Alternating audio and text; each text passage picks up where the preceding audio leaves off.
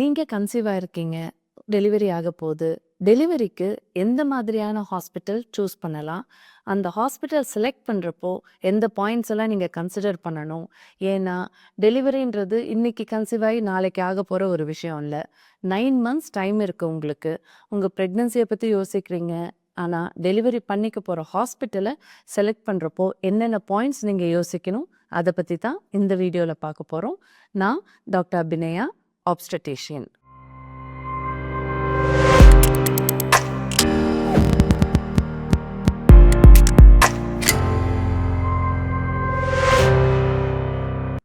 So first point வந்து trust your doctor. நீங்கள் எந்த டாக்டர்கிட்ட ப்ரெக்னன்சி செக்கப் போகிறீங்களோ அவங்கள எப்படி செலக்ட் பண்ணுவீங்க? அவங்களோட குவாலிஃபிகேஷன் என்ன? அவங்களோட இயர்ஸ் ஆஃப் எக்ஸ்பீரியன்ஸ் என்ன? ஏன்னா முன்னாடியெல்லாம் அம்மா டெலிவரி பண்ணிக்கிட்ட அதே ஆப்ஸ்டட்டிஷியன்ட்டே இப்போ பொண்ணும் போவாங்க. அந்த மாதிரி ஃபேமிலியாக ஒரே டாக்டர்கிட்ட போயிட்டு இருந்தாங்க. ஆனால் இப்போ நியூக்ளியர் ஃபேமிலிஸ்லாம் அதிகமாகிடுச்சு. ஜாப் விஷயத்துக்காக எல்லாருமே ஹஸ்பண்ட் அண்ட் ஒய்ஃப் தனியாக ஒரு இடத்துல சிட்டிஸில் இருக்கீங்க. அப்படி இருக்கிறப்போ வேர்ட் ஆஃப் மவுத் ரெஃபரல் உங்கள் ஃப்ரெண்ட்ஸ் ரெஃபர் பண்ணலாம், கூட ஒர்க் பண்ணுற கொலீக்ஸ் ரெஃபர் பண்ணலாம். அந்த மாதிரி ரெஃபர் பண்ணி ஒரு டாக்டர்கிட்ட போகிறப்போ நீங்கள் வந்து அவங்களோட எக்ஸ்பீரியன்ஸ், எக்ஸ்பர்டீஸ், அவங்கள பற்றின ரிவ்யூஸ் எப்படி இருக்குது அப்படின்னு பார்ப்பீங்க. எந்த மாதிரி கேசஸ் அவங்க ரொம்ப ஹேண்டில் பண்ணுறாங்க. சில பேர் வந்து நார்மலாக கன்சீவ் ஆகி வரவங்கள ஹேண்டில் பண்ணுவாங்க. சில பேர் ஹை ரிஸ்க் ப்ரெக்னன்சிஸ் மட்டும் ஹேண்டில் பண்ணுவாங்க. சில பேர் ஃபர்டிலிட்டி, அதாவது இன்ஃபர்டிலிட்டியை ட்ரீட் பண்ணி அதனால கன்சீவ் ஆன அந்த ப்ரெக்னென்ட் மதர்ஸை மட்டும் ஹேண்டில் பண்ணுவாங்க. ஸோ எந்த மாதிரியான டாக்டர்கிட்ட நீங்கள் போகிறீங்க, அவங்களோட எக்ஸ்பர்டீஸ் என்ன, குவாலிஃபிகேஷன் அண்ட் எக்ஸ்பீரியன்ஸ் என்ன அப்படின்றது நீங்கள் முழுசாக தெரிஞ்சுக்கணும். என்ன டவுட் இருந்தாலும் கேட்டு தெரிஞ்சுக்கோங்க. நம்பர் 2, அந்த ஹாஸ்பிட்டலோட இன்ஃப்ராஸ்ட்ரக்சர். நீங்கள் போய் டாக்டரை மட்டும் பார்க்க போகிறீங்களா? அங்கேயே வேறு என்னென்ன ஃபெசிலிட்டி இருக்குது? பிளட் டெஸ்ட் எடுக்கிற ஃபெசிலிட்டி இருக்கா? யூரின் டெஸ்ட் பண்ணலாமா? ஸ்கேன் அங்கேயே பண்ண முடியுமா? வேறு ஏதாவது என்னென்ன ஃபெசிலிட்டி, ஃபார்மசி அங்கேயே இருக்கா? இல்லை ஏதாவது ஒரு எமர்ஜென்சினா நம்ம 24/7 எமர்ஜென்சி பார்க்குற டாக்டர்ஸ் அவைலபிளாக இருக்காங்களா? இது எல்லாத்தையுமே நீங்கள் வந்து you should take in to consideration அந்த ஹாஸ்பிட்டல் செலக்ட் பண்ணுறப்போ. ஏன்னா எந்த ஒரு எமர்ஜென்சினாலும் அங்கேயே இருக்கிற ஃபெசிலிட்டி இருக்கிறப்போ, அந்த ஹாஸ்பிட்டல்லையே எல்லா ஃபெசிலிட்டியும் இருந்ததுன்னா உங்களுக்கு அலைச்சல் மிச்சம். அடுத்தது அவங்களோட கிளென்லினஸ் எப்படி மெயின்டைன் பண்ணுறாங்க அந்த மெட்டர்னிட்டி ஹாஸ்பிட்டல் வந்து. ஸோ க்ளீனாக இருக்கா, எந்த மாதிரி அவங்கெல்லாம் க்ளீனிங் சர்வீசஸ்லாம் பார்த்துட்டு, ஒரு டாய்லெட் போனால் கூட நம்ம கண்டுபிடிச்சிடலாம். டாய்லெட் மட்டுமே இருந்தால் அதை வச்சே நம்ம ஹோல் ஹாஸ்பிட்டல் எப்படி இருக்குன்ற கிளென்லினஸை நம்ம ஐடென்டிஃபை பண்ணிட முடியும். ஸோ டாய்லெட்ஸ் எல்லாம் க்ளீனாக இருக்கா, வார்டெல்லாம் க்ளீனாக இருக்கா, அந்த டிப்பிக்கல் ஹாஸ்பிட்டல் ஸ்மெல் இல்லாமல் இருக்கா.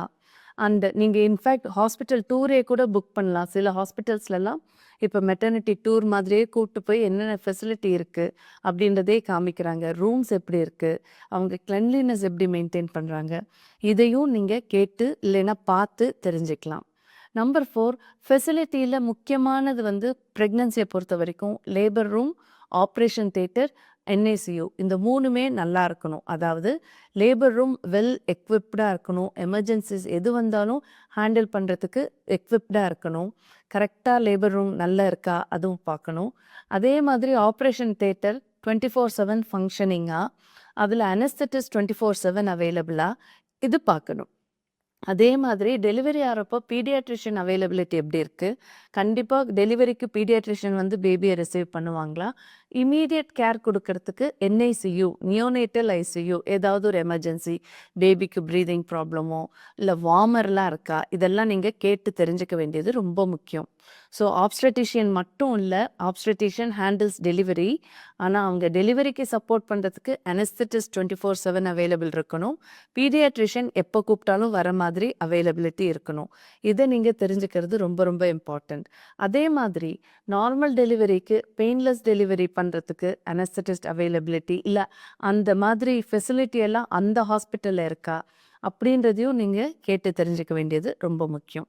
அண்ட் டெலிவரி ஆனதுக்கப்புறமா என்ஐசியூ ஃபெசிலிட்டி எப்படி இருக்குது, வேக்சினேஷன்ஸ் எல்லாம் அவைலபிளா, இல்லை வேக்சினுக்கு வெளியில் தனியாக போகணுமா, அந்த மாதிரியும் நீங்கள்லாம் அது என்ஐசியூ எவ்வளோ எக்விப்டாக இருக்குது, பீடியாட்ரிக் கேர் எந்த அளவுக்கு எக்விப்டாக இருக்கும் அந்த ஹாஸ்பிட்டலில் அப்படின்றதையும் நீங்கள் ரொம்ப தெரிஞ்சுக்கணும். எமர்ஜென்சி சர்வீசஸ் அப்படின்னா 2 தான். ஒன்று பிளட் பேங்க் தேவைப்படும், இன்னொன்று ஆப்ரேஷன் தியேட்டர். நம்ம ஆப்ரேஷன் தியேட்டர் பற்றி ஆல்ரெடி சொல்லிட்டோம். அதை தவிர பிளட் பேங்க் உங்களுக்கு ஏதாவது ஒரு ப்ளீடிங் ஈடிங் ஆகுது அப்படின்னா பிளட் பேங்க் டைப் என்ன இருக்குது அப்படின்றதையும் நீங்கள் வந்து இதெல்லாம் அனலைஸ் பண்ணி தெரிஞ்சுக்கிட்டு நீங்கள் அந்த மெட்டர்னிட்டி ஹாஸ்பிட்டல் புக் பண்ணணும். இதுக்கப்புறம் நம்ம லேபர் ரூமில் டெலிவரி அப்போ பார்ட்னர் அலோவ் பண்ணுவாங்களா, அப்படி அலோவ் பண்ணால் பார்ட்னரோட ரோல்ஸ் அண்ட் ரெஸ்பான்சிபிலிட்டிஸ் என்ன, ஏன்னா 2 சைடுமே பார்க்கணும். நீங்கள் ஹாஸ்பிட்டல் அலோவ் பண்ணுறது மட்டும் இல்லை, நீங்கள் உள்ளார போகிறப்போ நீங்கள் எப்படியெல்லாம் நடந்துக்கணும் அப்படின்றத கேட்டு தெரிஞ்சுக்கோங்க.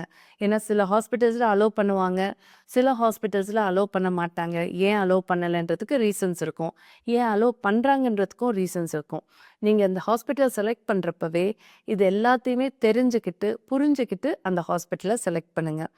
எமர்ஜென்சி ஹேண்டில் பண்ணுற மாதிரி ஏதாவது queries இப்போ காஃப் கோல்ட் ஃபீவர்லாம் வருது அப்படின்னா அவங்கக்கிட்டே ஏதாவது ஆப் இருக்கா, இல்லை வாட்ஸ்அப் கம்யூனிட்டிஸ் இருக்கா, இதெல்லாம் கேட்டு தெரிஞ்சுக்கிட்டு அதை வச்சும் நீங்கள் வந்து மெட்டர்னிட்டி ஹாஸ்பிட்டல் செலக்ட் பண்ணலாம். ஸோ முக்கியமாக ஞாபகம் வச்சுக்கோங்க, டெலிவரின்றது ஒரு ஜேர்னி. ஹாஸ்பிட்டல் அப்படின்றது வந்து ஹாஸ்பிட்டலாக இல்லாமல் அந்த ஹோல் ஃபேமிலிக்குமே அம்மாக்குமே சப்போர்ட் பண்ணுற ஒரு பீஸ்ஃபுல்லான என்விரான்மெண்ட்டாக இருக்கணுன்றது ரொம்ப ரொம்ப இம்பார்ட்டன்ட். அந்த மாதிரி நீங்கள் டிசைட் பண்ணுற மெட்டர்னிட்டி ஹாஸ்பிட்டலும் இருந்துட்டா உங்கள் ப்ரெக்னன்சி டெலிவரி ஸ்மூத்தாக இருக்கும். தேங்க்யூ.